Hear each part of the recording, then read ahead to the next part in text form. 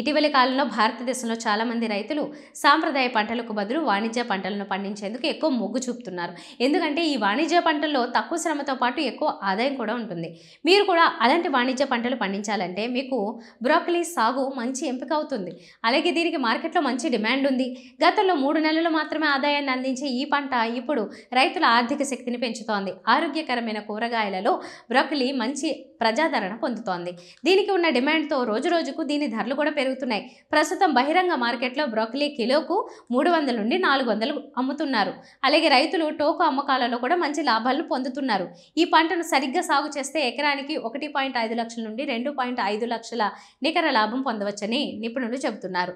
ఈ బ్రోకలీ పంట విత్తనం వేసిన నాటి నుంచి 90 నుండి 120 రోజుల్లో పంట మన చేతికి వస్తుంది. ఇది ఎక్కువగా చల్లని వాతావరణంలో బాగా పెరుగుతుంది. అక్టోబర్ నుండి ఫిబ్రవరి వరకు దీనిని పెంచడానికి ఉత్తమ సమయం. కర్ణాటక, పంజాబ్, హర్యానా, మహారాష్ట్ర, ఆంధ్రప్రదేశ్లలో ఈ పంటను విజయవంతంగా పండిస్తున్నారు.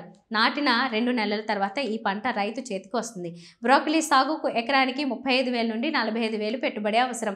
హైబ్రిడ్ విత్తనాలు, పాలీ హౌస్ల నిర్మాణం, కూరగాయల రవాణాపై ప్రభుత్వం 50% సబ్సిడీని అందిస్తోంది. ఉద్యానవన శాఖ సహాయంతో రైతులు ఈ పథకాల నుండి ప్రయోజనం పొందవచ్చు.